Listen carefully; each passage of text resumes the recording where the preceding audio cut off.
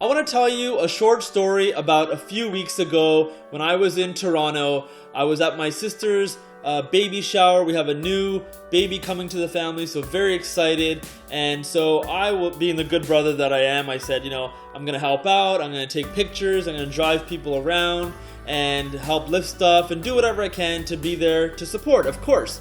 And so I had a rental car because I was over there over the weekend with one of those fob keys. The ones where it actually doesn't have a key. It's like it just needs to be on you, and then you're in the car and you press the button, and then you're on your way. So my wife's parents also live in Toronto, and they were going on vacation that weekend. So I agreed to drive them to the airport. Of course, I'm going to be a good son-in-law, right? So I drive them to the airport, and at this point I have my rental keys, I have my sister's keys, I have my house keys in Ottawa, and I have my wife's parents' van keys, and I also have their house keys as well. So I'm jangling along and being the good brother, the good son-in-law, and so I drive back. So my wife's parents actually, they asked me, they said, Riaz, do you mind putting the van key back in the house so that when we get back from vacation and you're gone, that we can actually drive the van? I said, of course I'll do that. So I drive back from the airport to their house, open the door, go inside, and I drop their van keys back inside the house, and I go along my way, being the good brother. I drive back across Toronto all the way to my sister's house. So now we're excited. I'm gonna go and help and go to her house, go upstairs, see everyone. My nieces were there, my sister, my mom was there. We're all there. We're all excited. And at this point, I'm gonna go downstairs because I'm just gonna get my computer bag. So I go downstairs and I start pulling out the different keys, looking for the car, the SUV rental key. So I pull out my house key in Ottawa, my sister's keys. I got my wife's parents' house keys, and then the next key I pull out is my wife's parents' van key. So immediately I realize that I don't have the rental car key, the key to the car that I am driving. So it quickly dawns on me that I have put the keys, the fob key to the car that I was driving, in my wife's parents' house, and was able to drive all the way across Toronto without the keys to the car that I was driving. Now, you may be wondering, how is this possible? How stupid could you be? And you know what? I've heard people have made this mistake before, but it's kind of stupid that there's no actual key to go in the car. Anyways, I digress. My mistake. And so now I actually don't have the key for the car that I'm driving, which of course leaves me with the problem with the fact that I'm actually locked out of the car that I'm in, and I'm also not able to drive it. So being in this pickle, of course, the other part, of course, is the fact that my sister has a one-lane driveway, which means now I have double parked her inside her own garage, so there's no way I can use her keys, or her car rather, to go get the keys. So I actually spent the Saturday in an Uber going all the way back to my wife's parents' house to get the keys. So yes, very bad situation. It kind of sucked because we were all excited. I was excited to be a part of seeing everyone. And all this to say is that the reason I'm telling you this story is that I got a question from someone recently, and they asked me, Riaz, do you ever have a bad day? And of course I have a bad day. Of course I have lots of bad days. And I guess because they see these videos and they see that I'm always bouncing off the walls, so excited, that they, I don't know that they assume that, but they asked me, right? And I told them, I said, yes, of course I have bad days. Everyone has bad days. And the reason I'm telling you the story is because yesterday I actually had a bad day, where it was the first day of winter, the first snowfall. And if you, I live in Canada, if you know what Canada is like, the first day of winter of snowfall will send shockwaves through your body because it is so intense. Even if you've lived here for 30 years, it's so intense.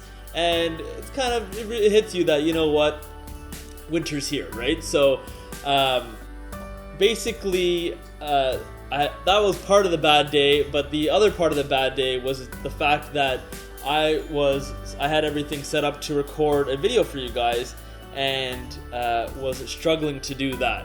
So it took 2 hours of spitting out ideas, mulling over things, having tech issues, lighting issues, just things were not going my way at all. And so basically what my point is for this video, the lesson that I want to convey here is the fact that when you have a bad day, you always have the option to choose how you react to a bad situation.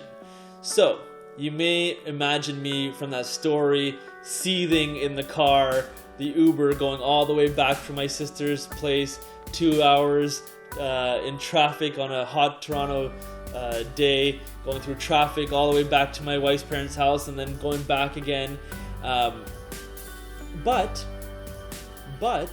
I chose to react differently, and the way I chose to react differently was there's a couple of things that I apply that I want to convey in terms of when I'm in bad situations, what I do. So the first is to not dwell on the past, not dwell on the negative thing that just transpired. Of course, it's easy to not dwell on negative things when they are like first world mundane problems. Totally get that. Not trying to supplement this with like what happens when something truly devastating happens, because that's a part of life as well. But when situations like me getting locked out of my car happen, you can choose not to dwell on the past.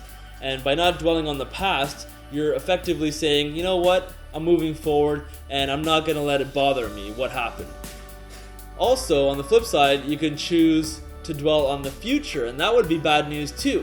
By dwelling on the future, you can say, you know what, man, I'm gonna miss all this. I'm gonna miss all these exciting times. I'm going to not be able to do X, Y, and Z. And because if you dwell on the future in any situation or the past, you're gonna look at the things, the what ifs, the hypotheticals, the things that never will happen because you made a stupid mistake. And so I know it's a bit fluffy, Eckhart Tolle, power of now, but choose to live in the now. In the Uber, I had a bottle of water and I had some Halloween candy in my pocket that was left over, and I had Halloween was a few weeks later, so I had some Halloween candy that the Uber driver that had given me, and we had a good conversation. I took a chance to reflect and think about some of the things that had happened over the last few months in terms of getting married. The baby, obviously the baby's coming, so that's exciting as well. And also thinking of ideas of what I could do for videos for you guys. So living in that now, in that moment, yes, I was reflecting on other things and I was thinking about the past and the future, but I wasn't dwelling on or harping on negative things, right? So that's really, really important, right? And the other part is to realize that, mistakes happen. Mistakes happen, bad situations occur, whether they're within your control or not. Ultimately, what's happened has happened, and so not to dwell on it, not to be caught up in the fact that there's nothing you can do about it, right? So, I am officially turning today into a good day story. You know what? Actually, I recorded this video already, and it was honestly awesome. It was amazing, and I actually forgot to turn the microphone on. So, kind of having another bad day, but somehow I found the energy from within me to make this exciting for you guys. Last week the video, got a lot of good response, and so now the levels keep going up, and I gotta keep delivering for you guys. So, thank you so much for watching. Really appreciate it. I'm going to take my advice in terms of the tagline that I offer you every week, which is stay positive, Riaz. And I will see you next week. Thank you for watching.